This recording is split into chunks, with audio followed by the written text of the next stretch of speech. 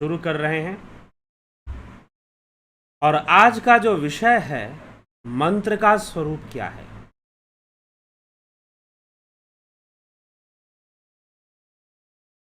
चित्तम मंत्र, यह प्रथम सूत्र है। इसका प्रथम सूत्र है शिव सूत्र में जो शाक्त उपाय है। शिव सूत्र में जो शाक्त उपाय है उसका यह प्रथम सूत्र है, चित्तम मंत्र। तो चित्तम मंत्र ऐसा क्यों कहा गया, इसका अर्थ क्या है? चित्तम मंत्र ऐसा कहने का तात्पर्य क्या है? अब यह बात हमें कैसे समझ में आएगी? यह बात हमें कैसे समझ में आएगी कि चित्तम मंत्र का सार क्या है, चित्तम मंत्र शब्द की गंभीरता क्या है, चित्तम मंत्र का अर्थ क्या है। यहां पर मंत्र के स्वरूप को समझाया जा रहा है। थोड़ा सा हम शांभव उपाय को समझने का प्रयास करते हैं। तो शाक्त उपाय को हम थोड़ा सा और समझेंगे। शांभव उपाय में कैसी चर्चा है? शुद्ध अद्वैत चर्चा है। सबसे पहले बताया गया कि आत्मा ही चेतना है, चेतना ही आत्मा है। फिर बताया गया ज्ञान बंधन है, इंद्रियों से प्राप्त होने वाला जितना भी ज्ञान है वो समाधि हेतु बंधन ही है। अब जब वो बंधन है समाधि हेतु तो बाधक बनता है, तो ज्ञान बंधन है। अब हमें उद्यमो भैरव साधना, हमें उस शून्य की साधना, उस चेतना की साधना, उस चैतन्य की उपासना हमें करनी चाहिए और ध्यान करते करते हमें उस चैतन्य में ही लीन हो जाना चाहिए। लीन होने से हम सिद्धियों को प्राप्त कर लेते हैं और सिद्धियों से परे जाकर परासिद्धि को प्राप्त करते हैं, विश्वात्मा रूप को प्राप्त करते हैं और उस विश्वात्मा रूप का भी त्याग करके हम मंत्र वीर्य में समा जाते हैं, मंत्र वीर्य को प्राप्त हो जाते हैं। अर्थात जो मंत्रों के पीछे शक्ति है, जो मंत्रों के पीछे जो शक्ति है उस शक्ति को हम जान लेते हैं, उसमें हम समा जाते हैं, उसकी हमें प्राप्ति हो जाती है, महाह्रद की प्राप्ति हो जाती है, मंत्र वीर्य का अनुभव हो जाता है कि मंत्रों के पीछे शक्ति क्या है। अब प्रश्न ये उठता है कि मंत्र क्या है? जिससे मन का त्राण हो वह मंत्र है। मनोत्रायति इति मंत्र, जिससे मन का त्राण हो, मतलब मन की जिससे मुक्ति हो, मन का नियंत्रण जिससे हो जाए, वह मंत्र है। तो मंत्र ऐसे कहा जाता है, लेकिन यहां पर जो कहा जा रहा है चित्तम मंत्र, चित्तम मंत्र कहने का मतलब ही क्या है? अरे भाई सीधी सी बात है, चित्तम मंत्र कहने का अगर एक लाइन में इसको कहना चाहें तो चित्त ही मंत्र है, दैट्स ऑल। लेकिन अब इसको समझना बहुत बड़ी बात है कि भाई ये क्या बात हुई कि चित्त ही मंत्र है, चित्तम मंत्र। जो सूत्र कहता है चित्तम मंत्र, चित्त ही मंत्र है, बात खत्म। अगर इस बात को कहना है, समझाना है तो इतना कहना पर्याप्त होगा कि चित्त ही मंत्र है। लेकिन क्या बात समझ में भी आ रही है कि चित्त मंत्र कैसे है? मंत्र का अर्थ क्या है? मन की बात है ना, मन का त्राण मंत्र है। तो पहली बात तो ये समझ लो कि मन की जितनी भी वृत्तियां हैं, मन की तरंगे, मन स्वयं एक तरंग है, मन स्वयं एक वृत्ति है, मन स्वयं एक तरंग है, एक वेव फॉर्म में है माइंड। तो मन जो है, मन की पूर्ण निर्भरता चित्त के ऊपर है। मन की पूर्ण निर्भरता चित्त के ऊपर है, इसलिए कहा गया चित्तम मंत्र। यहां मंत्र का अर्थ मन नहीं है, ये भी ध्यान रखिएगा। मंत्र का अर्थ मंत्र ही है। अब बोलोगे मंत्र, ओंकार मंत्र होता है, रुद्र मंत्र होता है, बीज मंत्र होते हैं, अलग अलग चक्रों के अलग अलग मंत्र होते हैं। 10 महाविद्या में देवियों के अलग अलग मंत्र होते हैं, बीज मंत्र होते हैं। आप उसका जाप करते हो, अभ्यास करते हो। क्या उन मंत्रों की बात की जा रही है? जी हां, उन मंत्रों की भी बात की जा रही है। या फिर चित्त से स्फुरित होने वाला जो जगत है, चित्त से स्फुरित होने वाला, स्फुरित मतलब मैनिफेस्टेटेड कह लीजिए, या चित्त से आभास होने वाला जो संपूर्ण जगत है, वह भी मंत्र रूप है। तो आज के संदर्भ में, आज के विषय में हम मंत्र विज्ञान पर भी चर्चा कर लेंगे, मंत्र शक्ति पे भी चर्चा कर लेंगे और मंत्र के रहस्य को भी समझ लेंगे। कहने का मतलब यह है कि चित्त में जो कुछ भी है, संपूर्ण संसार का दृश्य हमारे चित्त में मंत्र के रूप में है। तो मंत्र का होना भी एक प्रत्यय है, एक आइडिया है। The whole world is in the form of an idea. ये पूरी दुनिया क्या है? आपके भीतर एक आइडिया है, एक आइडिया। आइडिया समझते हैं, थोड़ी सी साइकोलॉजिकल टर्म को हम ले तो सारी चीजें एक आइडिया के रूप में है। तो सब कुछ चित्त में है। जागृत, स्वप्न, सुषुप्ति भी मंत्र रूप है चित्त के भीतर। तो चित्त ही मन की संपूर्ण सत्ता, मन का संपूर्ण, जो मन के अंदर जो कुछ भी आपको लगता है, कुछ आपको बुरा लगता है, कुछ आपको अच्छा लगता है, सब कुछ चित्त के द्वारा मंत्र रूप में ही स्फुरित होता है। लेकिन इस मंत्र के पीछे की जो शक्ति है उसे कहते हैं मंत्र वीर्य, उसे कहते हैं मंत्र वीर्य। थोड़ा सा आज के सेशन को ध्यान से, एकाग्रता से सुनने की आवश्यकता है। दूसरी बात क्या है कि मैं जो समझ पा रहा हूं उसको स्पष्ट करने की कोशिश जरूर करूंगा। एकाग्रता से सुने कि वास्तव में चित्तम मंत्र का अर्थ क्या है। तो शांभव उपाय एक मार्ग दे रहा है कि आप शून्य में पहुंचो, उस परम शक्ति में लीन हो जाओ, उस आनंदमय अवस्था तक पहुंचो जो मंत्र वीर्य है। मंत्र वीर्य मतलब मंत्रों की शक्ति, मंत्रों की शक्ति मतलब चित्त की शक्ति, मंत्रों की शक्ति मतलब चित्त की शक्ति। और जो चित्त की शक्ति है उस ब्रह्म पर निर्भर है, उस परम सत्ता पे निर्भर है, वहां से मैनिफेस्ट हो रहा है। हाँ, ये अलग बात है कि विकार के रूप में उसका मैनिफेस्टेशन माना गया है, विषमता के रूप में माना गया। विषमता, यही तो सांख्य शास्त्र कहता है, प्रकृति की विषमता से बुद्धि का प्रादुर्भाव होता है, महत तत्व आ जाता है। और महत तत्व ही, उसे बुद्धि कह लीजिए अब या उसे चित्त का प्रादुर्भाव मान लीजिए कि चेतना और महत्व तत्व मिलने से चित्त निर्मित होता है। और चित्त का आधार अहंकार है। अहंकार के आधार पर चित्त टिका हुआ है, नहीं तो चित्त का लय हो जाएगा। अहंकार है, अहम तत्व है, आहत तत्व बोला गया, महत तत्व, फिर आहत तत्व। सारी सृष्टि चित्त से हुई है। ये संपूर्ण जगत चित्त का ही है। इंद्रियों के माध्यम से चित्त ही सारी चीजों को देख रहा है। सारी चीजें, जितने भी आइडियाज हैं, जितने भी कॉन्सेप्ट्स हैं, वो सब आपके चित्त में ही है और चित्त से ही है। ये समझने की आवश्यकता है। तो मंत्र, चित्तम मंत्र, चित्त ही, जो मंत्र का स्वरूप क्या है? मंत्र का स्वरूप चित्त है। मंत्र का स्वरूप चित्त है और चित्त ही मंत्र है। चित्त ही मंत्र है। ठीक है। अब दूसरी बात, तो यहां पर अब जिस साधना की बात की जाएगी उसका आधार चित्त बन जाता है। चित्त, इसलिए पहले चित्त को समझाया गया।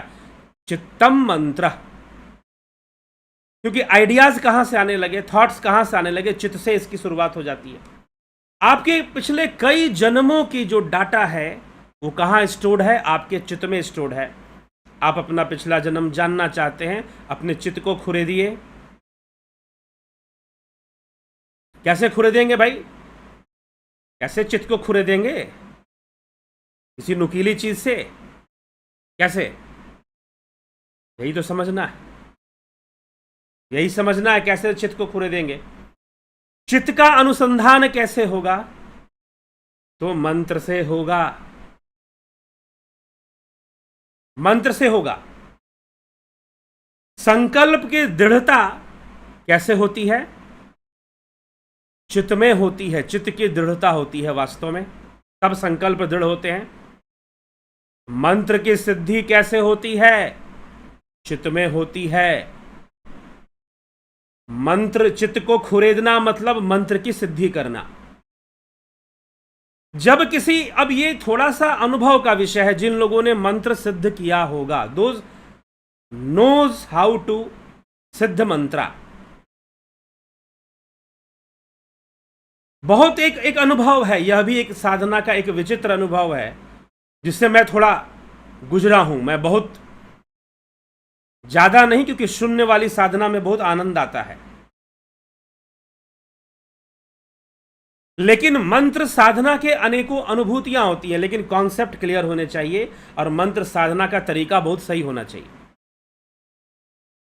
क्योंकि माइंड भी टू, जैसे कि हमारे बॉडी के 2 आंखें हैं, 2 नासिका है ना, वैसे भी माइंड के 2 पार्ट्स हो जाते हैं, दिमाग के भी। जब आप मंत्र जाप करते हो तो एक तो हमाला चलता रहता है और एक आधा दिमाग कहीं और घूमता रहता है। दोनों को एक जगह पे लाना पड़ेगा। एक तरफ मंत्र भी जाप चलेगा, एक तरफ राम राम भी चलेगा, और एक तरफ संसार की बातें भी चलती रहेंगी। तो ऐसे जाप से सिद्धि तो नहीं हो सकती है। हाँ, आप जाप कर लीजिए, लेकिन सिद्धि तो कभी नहीं हो सकती है। मंत्र सिद्धि सरल विषय है कंपैरिजन टू शांभव उपाय। तो शांभव उपाय की तुलना में शाक्त उपाय सरल है, लेकिन जैसी सफलता, जितनी जल्दी सफलता उसमें मिल सकती है, शायद इसमें समय भी लगता है फिर। तो शाक्त उपाय क्या है कि भाई चलते चलते ज्ञानम बंध से चलते चलते मंत्र वीर्य तक पहुंच गए, एंड तक पहुंच गए। अब एंड से दोबारा वापस लौट रहे हैं एक नए तरीके से। यही शाक्त उपाय है कि भाई पहले तो मंत्र वीर्य को समझा दिया। क्यों समझाया? मंत्र वीर्य शब्द का प्रयोग क्यों किया वसुगुप्त ने? महर्षि वसुगुप्त, आचार्य वसुगुप्त ने इसीलिए मंत्र वीर्य को समझाया क्योंकि आगे मंत्र शक्ति को समझाना है। और यहां से शाक्त उपाय शुरू होता है। और जहां पर चित्त का स्फुरन हो गया, जहां पर चित्त का कार्य शुरू हो गया, वहां पर प्रकृति का कार्य शुरू हो गया, वहां पर आद्या शक्ति का कार्य शुरू हो गया, वहां पर शक्ति का कार्य शुरू हो गया। शिव पीछे बैठे हैं तत्व रूप में। जो कुछ भी होगा वो सब शक्ति की इच्छा से होगा, वो सब जगदम्बा की इच्छा से होगा, और वो जगदम्बा स्वयं चित्त है। महत ब्रह्म योनि, भगवान कृष्ण ने श्रीमद् भगवद गीता में कहा है, महत ब्रह्म योनि। महत ब्रह्म, महत तत्व क्या है भैया? बुद्धि तत्व, और ब्रह्म जुड़ गया। ये जो महत ब्रह्म योनि, ये आपका चित्त है। सारी सृष्टि इस चित्त की है। बौद्ध दर्शन, बौद्ध विषयों पर जरूर चर्चा करेंगे, लेकिन अभी वैदिक साहित्यों पर चर्चा हो जाए अच्छी खासी तो बौद्ध को समझने में आसान होगा। नहीं तो आजकल लोग कुछ अलग अजीब अजीब बातें करते हैं बुद्ध को लेकर, जैसे उन्होंने कोई नया ही कुछ शुरू कर दिया हो। लेकिन नहीं, बौद्ध मत में जो विज्ञानवाद है, बौद्ध मत में शून्यवाद है, विज्ञानवाद है। बहुत सारे आचार्य विज्ञानवाद के हुए थे, बहुत सारे आचार्य शून्यवाद के हुए थे, बहुत सारे आचार्य बहु अनुमेयवाद के हुए थे। बौद्ध दर्शन में ये सारे टॉपिक्स क्लियर होते हैं। जब होगा तो ये सारे टॉपिक्स क्लियर होंगे। बहु अनुमेयवाद क्या है, क्षणिकवादी बौद्ध होते हैं। ये डिफरेंट टाइप ऑफ फिलॉसफीज हैं, डिफरेंट टाइप ऑफ थॉट्स हैं। तो जो विज्ञानवादी होते हैं, बौद्धों में जो विज्ञानवादी होते हैं, वो कहते हैं चित्त की सत्ता है। चित्त को ही जानो, वो शून्य की बात नहीं करते। लेकिन जो शून्यवादी होते हैं वो शून्य की बात करते हैं। वो एक ऐसे तत्व की बात करते हैं जो शून्य के रूप में है। लेकिन जो विज्ञानवादी हैं वो चित्त की चर्चा करते हैं, चित्त के बारे में बताते हैं। चित्त के भीतर ही सब कुछ है, चाहे वो आपका कोई भगवान हो, चाहे आपका कोई देवता हो, चाहे प्रकृति हो, चाहे जितने भी इमोशंस हैं, जितने भी हैं, वो सब चित्त ही है और चित्त में ही है। और चित्त से ही स्फुरित होकर मन का निर्माण होता है। तो मन त्राण, जिससे मन का त्राण हो, वो मंत्र है।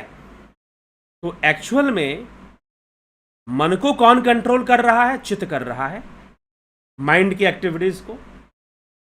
और जब आप अपने मन को छोड़कर सीधा चित्त के ऊपर काम करोगे, ध्यान से समझिएगा, यदि आप अपने मन को छोड़कर सीधा चित्त के ऊपर काम करोगे तो आप उस ब्रह्म तक भी पहुंच सकते हो, शिव तक भी पहुंच सकते हो, क्योंकि वो शिवा है तो आपको शिव से मिला देगी। यह शाक्त उपाय है। वो कहता है कि मंत्र साधना करो।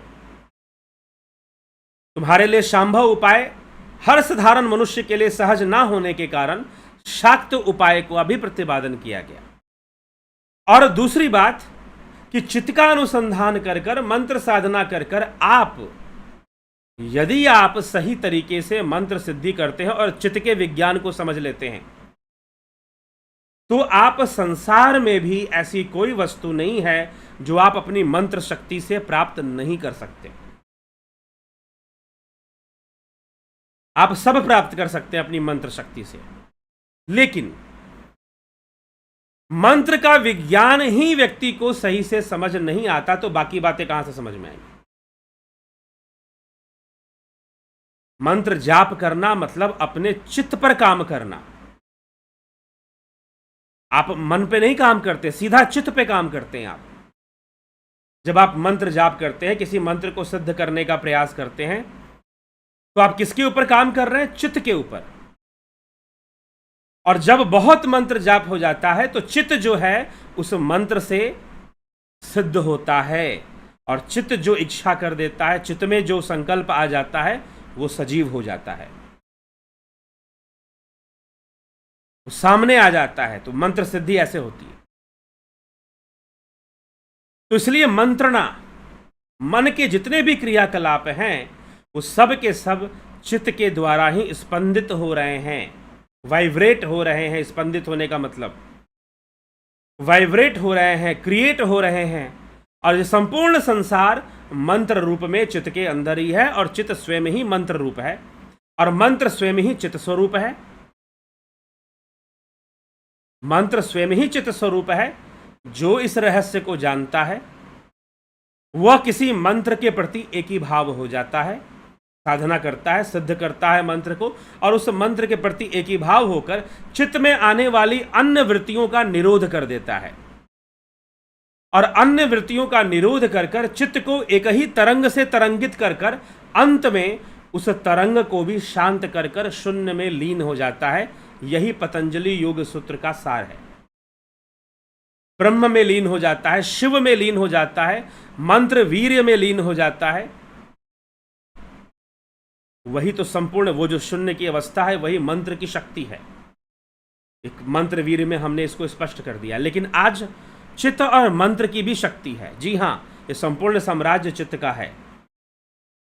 यह चित्त ही शिव की शक्ति है, यह मंत्र ही शिव की शक्ति है, और इस शक्ति के वशीभूत ही संपूर्ण जगत है, संपूर्ण संसार है। सब कुछ उसके वश में है। उसी शक्ति को आप जगन माता कहते हो, उसी शक्ति को, उसी चित्त की शक्ति को जो शिवा के रूप में है, जो जगदम्बा के रूप में है, वही पूरे संसार को चलाने वाली है। उसी को कहा गया, उसी को तुलसीदास जी कहते हैं सीता के रूप में, यही संसार को चलाने वाली है, यही भरण पोषण करने वाली है, यही संहार करने वाली है। उद्भव स्थिति संहार कारिणीम क्लेश हारिणीम।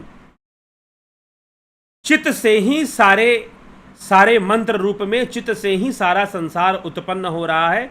चित्त के द्वारा ही उसकी पालना हो रही है और सब कुछ चित्त में ही समा जाता है। और चित्त वृत्ति का निरोध हो जाता है तो फिर कैवल्य की प्राप्ति हो जाती है। यही तो पतंजलि योग सूत्र समझा रहा है। दूसरे शब्दों में यही बात शिव सूत्रों में भी समझाया जा रहा है। यही बात विवेक चूड़ामणि और यही बात बौद्ध सिद्धांत जो बौद्ध दर्शन है उसमें भी इसी तरह की आपको चर्चाएं मिल जाएंगी। इसी प्रकार की चर्चा आपको प्राप्त हो जाएगी। तो चित्त और मंत्र का संबंध ही नहीं है, बल्कि चित्त मंत्र रूप है। चित्त मंत्र रूप है, मंत्रों से ही निर्मित है, मंत्रों से ही बना है। चित्त मंत्र रूप है।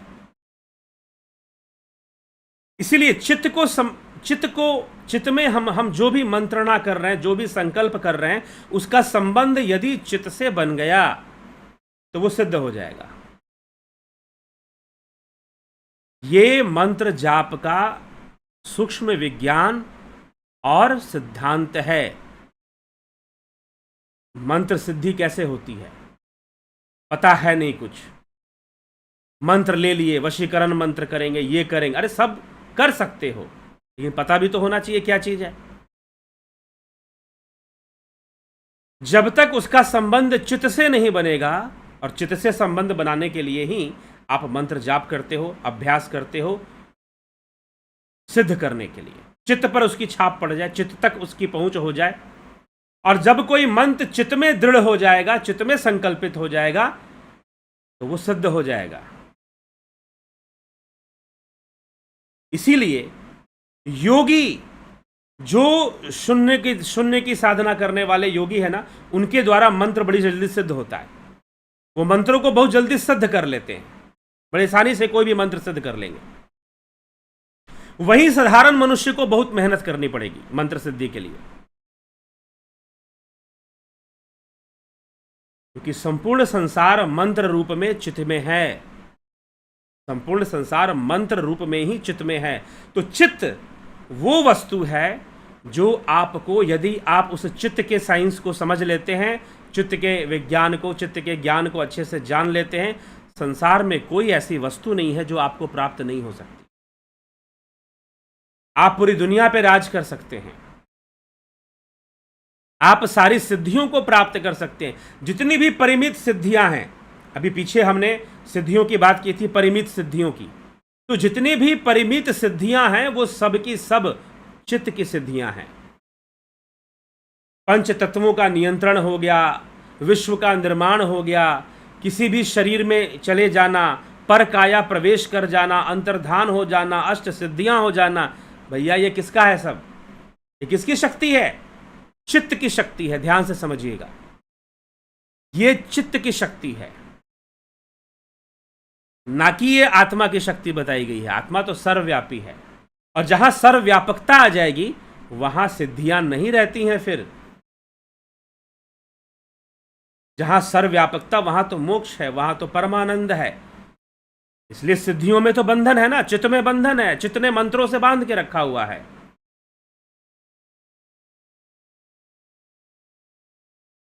चित्त ने मंत्रों से बांध के रखा हुआ है। इसलिए चित्त को संकल्पित कर कर, चित्त को दृढ़ कर कर, मंत्रों का प्रयोग कर कर किसी वस्तु को भी अभिमंत्रित किया जा सकता है। जी हां, आप सोच रहे होंगे कि ये मंत्र का चीज कैसे चलता है। कोई भी वस्तु है, जल है, पानी है, जो मंत्र आपने सिद्ध करके रखा है उस मंत्र से पानी को आप अभिमंत्रित कर सकते हैं। बहुत पहले मैंने एक वीडियो बनाई थी रहस्यमय विचारों के ऊपर, और उसमें मैंने बताया था कि दीवार के अंदर भी विचार होते हैं, कई बार खाली कमरों में भी विचार होते हैं, हिडन थॉट्स होते हैं। जी हां, जिस जगह पर आप रह रहे हैं, आप जैसा भी सोच रहे हैं, जो भी रेडिएट आप कर रहे हैं अपने ब्रेन से, जिस तरह के, अगर आप बार बार आत्महत्या के विचार कर रहे हैं, आत्महत्या के विचार, मान लीजिए कोई बार बार आत्महत्या का विचार कर रहा है किसी कमरे के अंदर बैठकर, और बाद में वो आत्महत्या कर भी ले, कोई दूसरा व्यक्ति अगर उसी कमरे का प्रयोग करेगा तो वो पूरा जो उस कमरे की जो दीवारें हैं ना, वो उसके विचारों से अभिमंत्रित हो चुकी होती हैं। अभिमंत्रण का ये सिद्धांत है। जैसे लोग कहते हैं कि भाई भोजन को अभिमंत्रित कर दो, जल को अभिमंत्रित कर दो। यद्यपि इन सब चक्करों में नहीं पड़ना चाहिए, क्योंकि ये सारे चक्कर आपको आत्मा से दूर ले जाते हैं, आपके मूल उद्देश्य से दूर ले जाते हैं। और यहां शाक्त उपाय में इस विद्या को, मंत्र विद्या को, या चित्त की शक्ति, जो शाक्त उपाय है, जो शक्ति की विद्या है, जिससे संपूर्ण संसार चलायमान है, जिस शक्ति से, उसको शाक्त उपाय कहते हैं। उस शक्ति की चर्चा यहां हो रही है, और वो चित्त की शक्ति है। सब कुछ उसी से चल रहा है। इंद्रियां भी चित्त के कारण ही कार्यरत हैं। तो जब एक व्यक्ति बहुत ज्यादा उसके चित्त से, क्योंकि आप देखिए, आप जो भी थॉट्स को बार बार रिपीटेडली आप उसे सोचेंगे, रिपीटिशन जिसका ज्यादा होगा, repetition of thoughts makes thoughts dominant. वो ज्यादा डोमिनेंट हो जाएगा, ज्यादा हावी हो जाएगा, उसका संबंध आपके चित्त से हो जाएगा, और चित्त में अगर वो दृढ़ हो गया तो फिर उसको रोकना असंभव सा हो जाता है, और फिर चारों तरफ का माहौल वैसा बन जाता है, और इस तरह से वो जो कमरा है, वो जो जगह है, सुसाइड सेंटर बन जाएगा। इस तरह से देश में कई सुसाइड सेंटर्स हैं, कई जगह पर। दिल्ली में एक बिल्डिंग है जिसको सुसाइड सेंटर मानते हैं, ना जाने कितने लोग वहां सुसाइड कर चुके। और जो भी वहां पर ऑफिसेस खुलती थी, वहां काम करने वाले एम्प्लॉइज परेशान रहते थे, सिर दर्द से, हेडेक से, नेगेटिव थॉट से। बाद में उसको बंद करना पड़ा, वहां कोई अब अपना ऑफिस नहीं खोलता। ऐसी जगह होती हैं। तो इस तरह से ये सारी चीजें होती हैं। तो ये मंत्र का विज्ञान है, यह चित्त का विज्ञान है। इसीलिए स्वामी विवेकानंद जी कहते हैं, अगर नकारात्मक विचारों से लड़ना है तो तुम सकारात्मक विचारों की जो फ्रीक्वेंसी है उसको बढ़ा दो। सकारात्मक विचारों की फ्रीक्वेंसी को बढ़ा दो। तुम्हारा मन ना भी करे तो भी तुम उसके अपोजिट जो थॉट्स हैं उसको ले आओ और उसकी फ्रीक्वेंसी को बढ़ाने का काम शुरू कर दो। रिपीटेडली उसको बार बार सोचो, एक तरह से उसका जप करो, उसको बढ़ाओ। और जब आप उसको बढ़ा दोगे और जब वो चित्त के साथ संबंध बनाएगा तो फिर वो चमत्कारी रूप से काम करेगा। इसी तरह से अगर नेगेटिव थॉट्स हमारे ऊपर बहुत ज्यादा हावी हो गए तो वो हमसे अपना काम करवा लेंगे। पॉजिटिव थॉट्स हावी हो गए तो पॉजिटिव थॉट्स भी हमसे अपना काम करवा लेंगे। ठीक है। लेकिन अब आदमी बहुत पहले से अगर बहुत सारी चीजें जाने तो अपने जीवन को सुंदर बना सकता है। लेकिन दुर्भाग्य यह भी होता है कि कई बार लोगों को बहुत उम्र हो जाने के बाद समझ में आता है कि हमें थोड़ा सा अध्यात्म को समझना चाहिए, प्रकृति को समझना चाहिए। जबकि प्रकृति को तो पहले समझेंगे तो बेहतर जीवन जिएंगे। ठीक है। तो ये मंत्र का विज्ञान इस तरह से काम करेगा। और मंत्र स्वयं चित्त ही मंत्र है। मंत्र का स्वरूप चित्त है। मंत्र का स्वरूप चित्त है। तो लिखा गया कि मंत्र का स्वरूप क्या है, इसलिए यहां पर लिखा गया चित्तम मंत्र। आगे इसी से संबंधित आगे जितने भी सूत्र मिलेंगे हमें शाक्त उपाय में, ज्यादा सूत्र नहीं है, 10 सूत्र हैं। तो जो भी सूत्र हमें मिलेंगे वो इसी से संबंधित हमें मिलेंगे, मंत्र और चित्त से संबंधित। लेकिन बहुत सूक्ष्म विषय भी है साथ में, इसकी बहुत गहन सूक्ष्मता है। अब इसी कॉन्सेप्ट से आपको जुड़ जाएगा लॉ ऑफ अट्रैक्शन।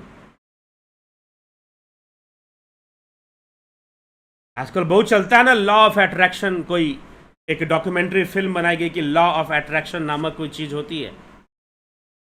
वास्तव में अगर सही विज्ञान नहीं समझ में आ गया, ये लॉ ऑफ अट्रैक्शन कोई अमेरिकन डिस्कवरी नहीं है।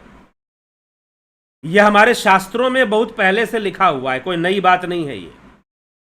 हाँ, लोगों को गुलामी करने की थोड़ी आदत है तो उनको लगता है कि अमेरिका से कोई बात चलकर आ रही है तो ज्यादा शायद जेन्युइन होगी। क्योंकि हम अपने शास्त्रों को पढ़ना छोड़ चुके हैं और शास्त्रों पे अनुसंधान करना बंद कर चुके हैं। दिस इज द रीजन, ये रीजन है। तो इसलिए आइए एक नई शुरुआत करते हैं और हम शास्त्रों की ओर वापस लौटते हैं और उन्हें बेहतर तरीके से समझते हैं। तो आपको पता चलेगा कि जीवन जीने के बहुत बहुमूल्य सूत्र हमारे शास्त्र जो देते थे उसे हमें बहुत पहले ही जान लेना चाहिए था। ठीक है, तो ये समझने की आवश्यकता है। तो ये चित्त का विज्ञान, यही तो लॉ ऑफ अट्रैक्शन में काम करता है। लेकिन जब हम विज्ञान को सही से नहीं समझते हैं और एक इमोशन में आकर, एक बहाव में आकर, वो बहाव भी एक बहकाने वाला बहाव, उसमें आकर जब हम कुछ करते भी हैं तो हमें रिजल्ट्स नहीं मिलते। इसलिए मैंने कहा था एक बार कि लॉ ऑफ अट्रैक्शन के चक्कर में कई लोग पागल हो चुके हैं, क्योंकि उनको सही से कुछ पता ही नहीं है, इसलिए उस चक्कर में पड़े ही ना। ये मंत्र सिद्धि का विज्ञान है, लॉ ऑफ अट्रैक्शन, और कुछ भी नहीं है। तो आवश्यकता है चित्त को समझने की कि चित्त क्या है, चित्त कैसे कार्य कर रहा है। तो मंत्र चित्त स्वरूप है और चित्त ही मंत्र है, ऐसी बात यहां पर समझाने की कोशिश की गई है। तो यहीं से सारी सृष्टि होती है और इसके पीछे जो शक्ति है उसे कहते हैं मंत्र वीर्य। वह मंत्र वीर्य वह स्वयं ब्रह्म है। तो इस प्रकार से शून्य है, वो शक्ति है, वो स्वयं शिव है। शिव माना गया है शिव सूत्र में, उसे शिव कहते हैं। तो अब ये कहना, अब दूसरा कॉन्सेप्ट क्या देता है शिव सूत्र? दूसरा कॉन्सेप्ट देता है जी नहीं, यह चित्त भी शिव है, मंत्र भी शिव है, बुद्धि भी शिव है, अहंकार भी शिव है, जीव भी शिव है, और ये सारी दुनिया भी शिव ही है, इंद्रियां भी शिव है, सब कुछ शिव है। शक्ति भी शिव है। शक्ति शिव से अलग तो है नहीं, बस वो इंद्रिय जगत में हमें शक्ति दिखाई देती है, नहीं तो शिव है। ये तो इंद्रियों का दोष है कि आपको जड़ और चेतन दिखाई दे रहा है, आपको साकार निराकार का भेद हो रहा है, इंद्रियों के कारण हो रहा है, बुद्धि के कारण हो रहा है। नहीं तो अद्वैत में कोई भेद नहीं है। अद्वैत में ना कोई छोटा है, ना कोई बड़ा है, ना कोई ऊपर है, ना कोई नीचे है। तो ये अद्वैत का सिद्धांत है। तो इसलिए हमें इस चित्तम मंत्र ये आपको समझ में, अब एक नई विद्या यहां से शुरू हो जाती है, चित्त की विद्या, चित्त का विज्ञान। ठीक है, यहां से शुरू हो जाती है एक नई चीज और मंत्र शक्ति की चर्चा हो जाती है। जी मंत्र सिद्धि करना चाहिए, मंत्रों का महत्व है इसमें। अब मात्रिका और वर्ण का भी महत्व, जब मंत्र का महत्व है तो वर्ण का महत्व अपने आप आएगा ना फिर, क्योंकि वर्ण ही तो माध्यम बनते हैं। व्यंजन और स्वर माध्यम बनते हैं, तो स्वर विज्ञान भी जुड़ेगा। एक और शास्त्र है शिव स्वरोदय शास्त्र। स्वर शास्त्र भी एक शास्त्र होता है, वो भी शिव की रचना है। शिव जी ने पार्वती को ही सुनाया था स्वर शास्त्र के बारे में। ठीक, तो ये बातें हमें चित्त और मंत्र के विषय में समझनी चाहिए। ये मंत्र शक्ति है, मंत्र शक्ति इस प्रकार से कार्य करती है। चित्त और मंत्र का संबंध बताया जा रहा है और मंत्र शक्ति के बारे में बताया जा रहा है। लेकिन मंत्र शक्ति में ये एक साधारण मनुष्य के लिए ये साधना सरल है। शांभव उपाय थोड़ा ज्यादा गहराई में, शून्य तक की अनुभूति कर पाना कई बार लोगों के लिए सहज नहीं होता कि वो इतना लीन हो जाए, इतना हो जाए। लेकिन प्रणव साधना जो हम करवाते हैं ध्यान योग में, वास्तव में उसी की ओर ले जाती है, अजपा की ओर, अव्यक्त की ओर, शिव की ओर, ब्रह्म की ओर। जो ध्यान योग में जो साधनाएं होती हैं, जो करवाई जाती हैं, उसी को लक्ष्य करके करवाई जाती हैं। परंतु जो शाक्त उपाय है वो आपको कहता है कि भाई एकाग्रता बनाओ, मंत्र के माध्यम से बनाओ, थोड़ा सरल है आपके लिए। सरल है लेकिन द्वैत है, क्योंकि यह चित्त और यह मंत्र अद्वैत नहीं है, और द्वैत होने के कारण इसका दो पक्ष बन जाता है, संसार का भी पक्ष और उधर जाने का भी पक्ष। तो यदि साधक दिशा भटकता है तो उन मंत्रों के माध्यम से संसार में भी जा सकता है और अपने आप को फंसा सकता है, नहीं तो उन मंत्रों को लीन कर कर एक ही भाव अवस्था को प्राप्त कर लिया, उन मंत्रों को भी लीन कर दिया, तो वो मुक्त हो सकता है, वो ब्रह्म में लीन हो सकता है, वो शिव में लीन हो सकता है, शिव की प्राप्ति कर सकता है, मंत्र वीर्य तक पहुंच सकता है। ठीक है, अन्यथा सांसारिक चीजों में व्यस्त भी हो सकता है। निर्भर करता है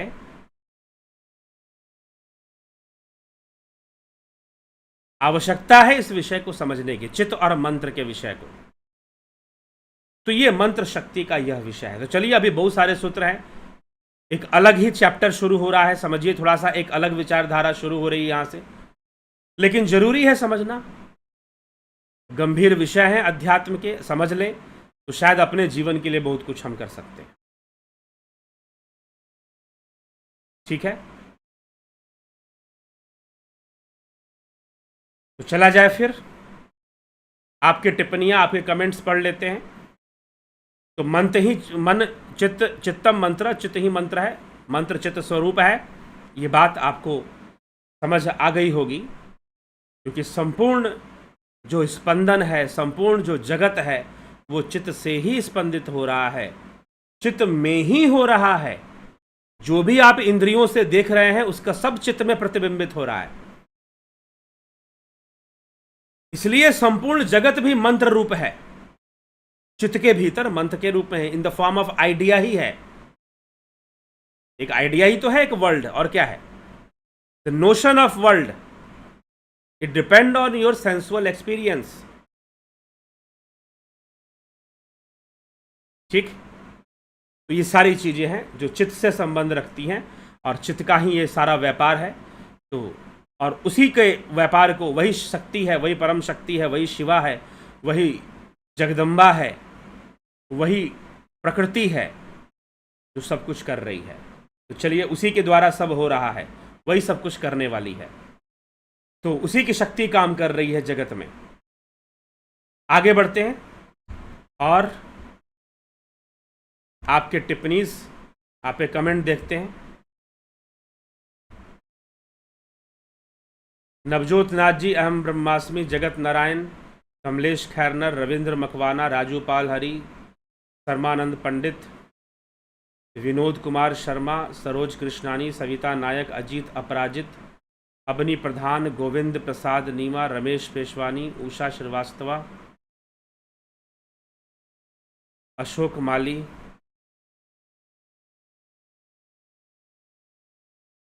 AK भट्ट,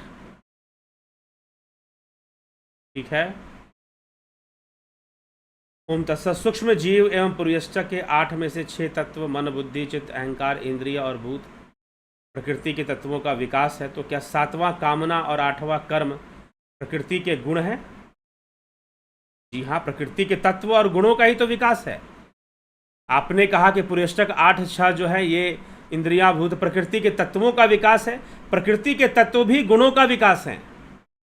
इसलिए सबसे पहले क्या हुआ, 3 गुण जो थे, उन 3 गुणों में विषमता आई, सबसे पहले हुआ ही यही, और उसी से ये 3 गुण भी तत्व हैं,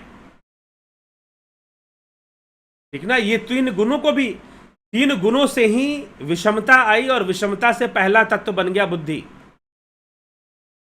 इन 3 गुणों की विषमता से पहला तत्व बन गया बुद्धि, और बुद्धि के बाद अहम तत्व, अहंकार जिसको कहते हैं, फिर चित्त बन गया। मन, बुद्धि, चित्त, अहंकार, ये 4 चीजें बन गई। और फिर अहंकार से कहते हैं कि इंद्रियां बनी। अहंकार और चित्त से माना जाता है इंद्रियां, कर्म इंद्रियां, पंचभूत, पंच तन्मात्राएं।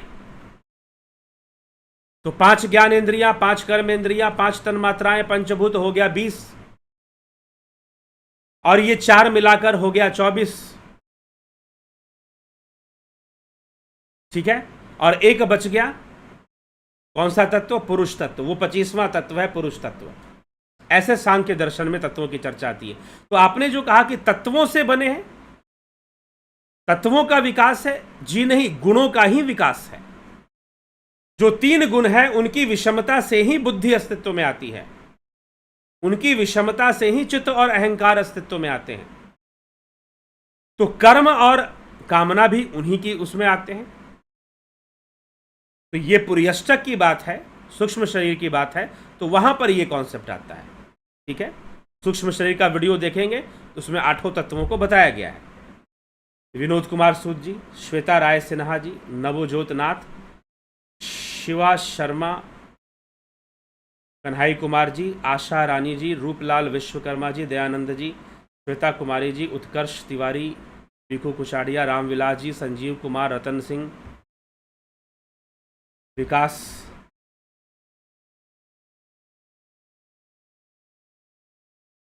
सीताराम जी, माली सीताराम, विकास, अशोक रावल, सीताराम माली, रेकर्स rock, me not feeling good, Narsaram, नमस्कार सर जी, बहुत अच्छा ज्ञान सुनाया, पंकज सोनी, वीरेंद्र मिश्रा, तरुलत्ता पटेल, ज्योति दत्ता, पवन कुमार गुप्ता जी, काशीनाथ जी, अमूल्य चंद जी, हृदयमा वाइब्रेशन का क्या कारण है? मंत्र में ही वाइब्रेशन होते हैं। राम विलास जी, सर योग मार्ग पर चलने से संचित कर्म नष्ट होते हैं क्या? जी हाँ, होते हैं। एक लाइन में उत्तर दे सकते हैं कि होते हैं, लेकिन कैसे होते हैं, किस अवस्था में होते हैं, ये समझने का विषय है। ऐसा नहीं कि आपने साधना शुरू की और कर्म जलने शुरू हो जाएंगे, खत्म होने शुरू हो जाएंगे। एसपी सैनी जी, मनीष जादव जी, शर्मानंद पंडित जी, गुरुजी अगर सब शिव ही हैं तो श्री कृष्ण भी शिव हैं, शिव से तो परे कुछ है नहीं। ये श्री कृष्ण कहाँ है? ये उनके लिए है जिनको कोई तत्व ज्ञान नहीं है, कोई शास्त्रों का ज्ञान नहीं है। हाँ, जो एक तरफा सोचना चाहते हैं कि हम किल्ला ठोक के रखेंगे, जो है वो कृष्ण है, दूसरा कोई नहीं है, सबको छोटा समझो, ये कृष्ण की विचारधारा नहीं है। हाँ, ये संस्थानवादी एक ग्रुप बनाने की, जैसे कि सब कोई हमारे ही वाले भगवान को मानो, जबरदस्ती मानो, तो वहां पर ये कृष्ण को मनवाने वाले भी कुछ लोग ऐसे हैं, और उनको तर्क दे दो तो वो बहुत बेचारे परेशान हो जाते हैं, मानसिक असंतुलन खो देते हैं, मानसिक संतुलन खो देते हैं। वो एक ऐसी भाई साहब मुझे मिले थे, वो कोई बड़ा सा रोल कागज लिए हुए थे, मुझे अच्छे से ध्यान है, वो कागज उन्होंने रोल करके रखा था, और जब खोला तो कागज कम से कम 12 फीट लंबा होगा, 12-13 फीट, और उसमें लिखा हुआ था ये लोक है, ये लोक है, फिर अंत में गोलोक धाम है, तो वो धाम है, ये धाम है, और ऐसे सब लिखा हुआ था। तो मैंने कहा कि लाओ कागज पे ही चढ़ जाते हैं, पहुंच जाएंगे गोलोक धाम। वो बताने में लगे रहे कि कृष्ण को छोड़कर किसी को मानना भी पाप है। ये पाप की परिभाषा नहीं होती। तुम दूसरों को अपमानित करो, दूसरों को नीचा दिखाओ अपनी बात मनवाने के लिए, वो पाप नहीं हुआ क्या? वो तो पहले पाप कर दिया ना आपने पहले ही पाप कर दिया। तो आप ये कैसे? फिर तो वही बात आ गई ना, ब्लास्फेमी वाली बात, जो अब्राहमिक कल्ट जो बोलता है कि हमारे गॉड को मानो, तो ये कृष्ण को मनवाने वाले भी ऐसी कौम वाले हैं, जबरदस्ती का मनवाने में लगे रहते हैं।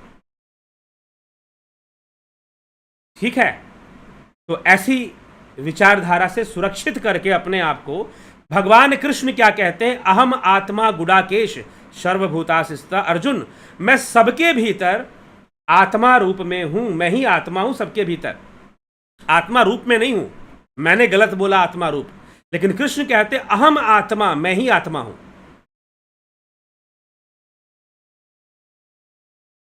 कृष्ण कहते हैं मैं ही आत्मा हूं, अहम आत्मा गुडाकेश सर्वभूताशिष्टा, सभी भूतों में स्थित आत्मा मैं हूं।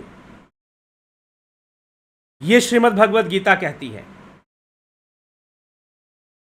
तो आप मुझे एक बात बताइए कि अपनी आत्मा को जान लो तो समझो कि तुम कृष्ण को जान गए, समझो तुम शिव को जान गए। अपनी आत्मा को जान लो, समझो तुम कृष्ण को जान गए, समझो तुम शिव को जान गए, समझो तुम राम को जान गए। हाँ ठीक है, कर्म रूप में भी उनका आदर्श है, कर्म रूप में भी उनका आदर्श है, तो कर्म रूप में वो देवता के रूप में स्वीकृत है। वहां पर कृष्ण भी देवता है, राम भी देवता है, और उनके कर्मों का आदर्श हमारे जीवन में बिल्कुल है, बिल्कुल है। जो राम जो कर्म करके गए, कृष्ण जो कर्म करके गए, वो आज हम सभी सनातन धर्मियों के लिए एक प्रेरणा है। तो भाव रूप में हमारे सामने जब है वो, तो वो देव रूप में भी है, देवता रूप में भी हमारे सामने, हमारे पूज्य देवता भी है वो, हमारे कुल देव भी हो गए वो।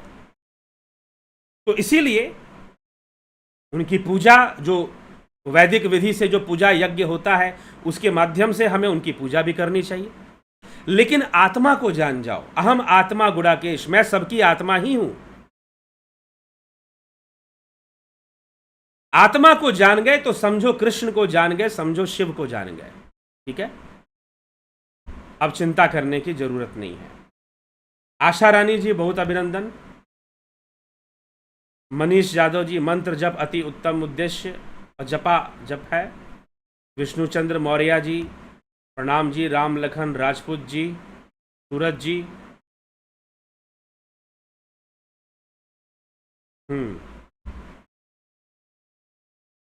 ठीक है, ठीक है सूरज जी, बहुत अभिनंदन है आपका। तो आगे चलिए, इसी के साथ हम जो है विराम देते हैं और कल फिर मिलते हैं आपसे लाइव चर्चा में। हम कल जो है फिर मिलते हैं, आगे शाक्त उपाय ही चलेगा। लगभग ज़्यादा से ज़्यादा हो सकता है उससे कम वीडियोस में ही कवर हो जाए, तो 10 वीडियोस ज़्यादा से ज़्यादा शाक्त उपाय पर होंगे। फिर आणव उपाय चलेगा, फिर आणव उपाय पर हम चले जाएंगे, और आणव उपाय करने के बाद स्पंद कारिका, शिव सूत्र का एक अंग है स्पंद कारिका। स्पंद मतलब वाइब्रेशंस, स्पंद मतलब तरंगे, वेव्स। ठीक है, तो स्पंद कारिका पे चर्चा होगी। तो सूक्ष्म विषय है, लेकिन अगर साधना करते हैं, अगर ध्यान योग करते हैं, अगर ध्यान योग का कोर्स आपने किया है और ध्यान योग अगर आप करते हैं, साधना के विज्ञान को समझते हैं, तो ये बातें समझना आपके लिए कठिन नहीं होगा, बहुत आसानी से सारी बात समझ में आ जाएगी, स्पष्ट हो जाएगा। ठीक है, तो चलिए इसी के साथ विराम देते हैं, कल फिर मिलते हैं लाइव चर्चा में। बहुत बहुत आभार आप सभी का, जुड़े रहें, बने रहें। और यदि आप ध्यान योग का कोर्स करना चाहते हैं तो 14 जून से ध्यान योग का कोर्स शुरू होगा। अभी तो एक बैच का कोर्स चल रहा है, 14 जून से और शुरू होगा एक नया बैच। तो आप उसको ज्वाइन करना चाहते हैं तो समय है, उसकी ज्वाइनिंग शुरू हो चुकी है, आप ज्वाइन कर सकते हैं। ठीक है, तो उसके लिए आप व्हाट्सएप मैसेज करेंगे,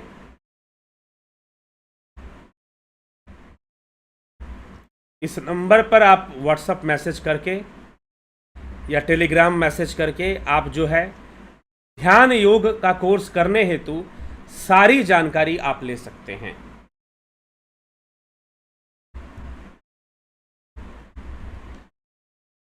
ठीक है, तो चलिए विराम देते हैं, मीटिंग को अभी इस लाइव सेशन को पॉज करेंगे और कल मिलते हैं 9 बजे लाइव चर्चा में। बहुत बहुत आभार आप सभी का, जुड़े रहें, बने रहें, लाभ उठाते रहें।